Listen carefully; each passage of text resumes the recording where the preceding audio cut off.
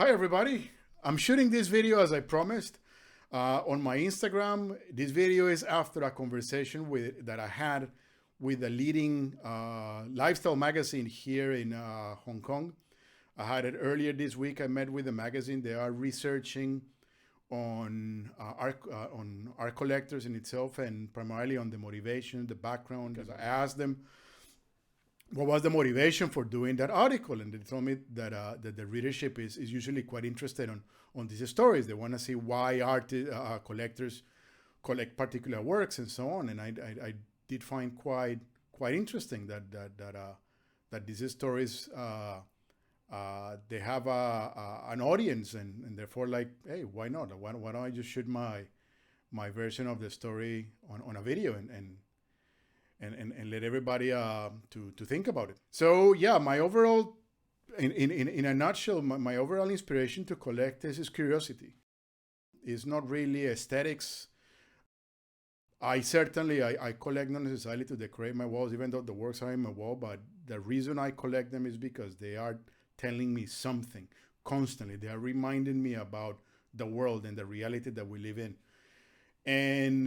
And I think that is actually the important. You have the dialogue with not only with the work, but also with the artist, because artists are like sponges. They are taking the surroundings and expressing them in multiple ways. Could be very explicit, like a figurative work, or very surrealist, like or very abstract, like a surrealist or abstract expressionism or informal or so on. And I think it's that important that you find that connection. So as I mentioned it before on a previous talk, you need to feel the work before to understand it, or before collecting it. You need to really feel it. You need to, and then you just start like inquiring into it. That's why I don't really encourage anybody to buy for fear of missing out, because you start detaching yourself from the work. You get bored very easily, and then you realize that the only reason why you bought it was because of the financial evaluation, and that you don't have a dialogue. The artworks, the artists are expressing something, and they are trying to have a conversation with the collectors and society overall. So you want to be part of that conversation. So I strongly, if you're going to start a collection, especially if it's very small, as I promised in my video, that you can start a collection with absolutely nothing. You can collect eggs and contextualize it in a way that you make that context very important. Is finding that voice, finding the reason why you want to have a collection, and why and what kind of dialogue you want to have with the works.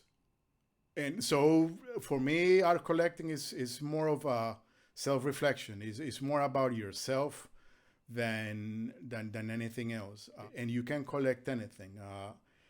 I don't necessarily think that art is something collecting is. I mean, a lot of people do it. I acknowledge, to brag about wealth and so on. No, for those that can afford it, but especially collectors like me. I mean, I work in extremely thin budgets, that I don't collect works that are necessarily very expensive. I might have works that might have accumulated a certain value, but I never see it that way.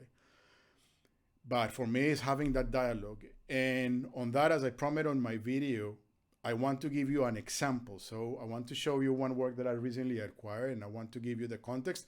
And I think by now, because if you have been following me for a while, you understand my way of thinking. So you will probably relate that, yeah, this is him. And that, I think that's the key thing, that your collection should tell about yourself. Is, as we discussed with the magazine, is like clothing. When you buy your clothes, effectively you are collecting clothes. These are a collection.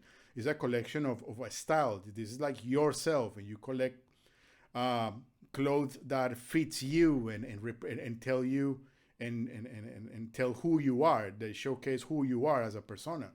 So a collection should be approached no differently. You should start collecting work that reflect who you really are. So this is actually how you can take a collection beyond merely the aesthetics on a wall, something that is very meaningful.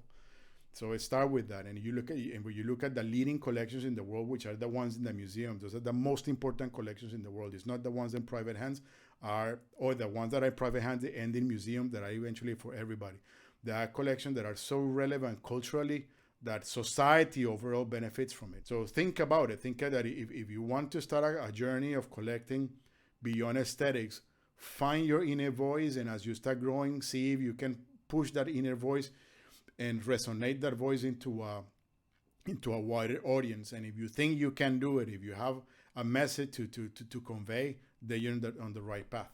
Don't measure it by money, because really, if I guarantee you, if you only make look at a financial terms, and you start hiring advisors, they're going to sell you stuff that other people are not buying. You're going to overpay massively on premiums, and eventually you're going to end with an absolutely overpriced collection that you will be bored about it, because there's always the hottest artist, the hottest thing, but you don't have that collection, that connection with your work, and then you will find it pointless. And then you will be pretty sad, because then you have invested a lot in works that in your opinion are not going anywhere. So for me, what important is that you're collecting items that you have a dialogue with, that they're telling you stories, that they remind you of something. Then all the works that I have at home, they do tell me something, that there is a better place, that is a place that they tell me from where we came and where we're heading. So that is beautiful. For me, being at home is a joy, because I'm reminded that I exist, and reality exists as well. And on that, as I said, I want to finish my video with an example of a work that I recently acquired. And probably you can tell, but if you have been following my feed, you can tell that when you see this work, it's like, yeah, certainly that is him. And is this work by a Hong Kong artist called Cucurrucucu. I hope that's the way that you pronounce it, because that word is actually from a Spanish song called Cucurrucucu Paloma by Pedro Infante. It's a Mexican song. And this work, as you can see, it's relating to the topic that I have been researching extensively, which is on post-internet, right? Is, even though these are like a little bit pre-internet, but it's certainly the glorification of technology and this, which is the world that we live in right now. And the artist, I think, is absolutely clever. She takes cuts of newspapers and magazines and so on, and make this very beautiful collages that are actually telling you something. And she's using the Michelangelo's work, the one in the Sistine Chapel, which a work that I found actually very subversive at that time. You can research why. And she's using the same elements of universality, like that instant, right? And she's using that instant to define the moment that we live today, which is the dependency on technology. That is the reason I bought it. That's the reason I acquired. That's the reason that it's at home right now on the wall. And that's the reason I like to look at it, because it tells that it resonates with me, with the things that I like to read, with the reality that I like to see, and my interpretation of the world in itself. I have that dialogue with the world. So I invite everybody to do the same approach. So if you're going to start with a collection, if you're really thinking about taking it beyond it, you have like zero money, start with that. Start with intellect. Don't put everything out and buy things that really resonate with you. Approach it the same way as clothing. Buy something that tells who you really are. And as you start collecting all these works, eventually your collection alone will acquire a voice. So I hope you guys find this useful. Otherwise, do let me know. Happy to send me a message, and I'm more than happy to reply. As you know, I'm very friendly and I like to have this conversation with people. So also do let me know if you find this material useful. I'm more than happy to do more videos like this. I actually find it quite fun to always share the side of my story, I think. And if you guys want to listen to it, by all means, I'm more than happy to do it. Okay, guys. Cheers. Bye.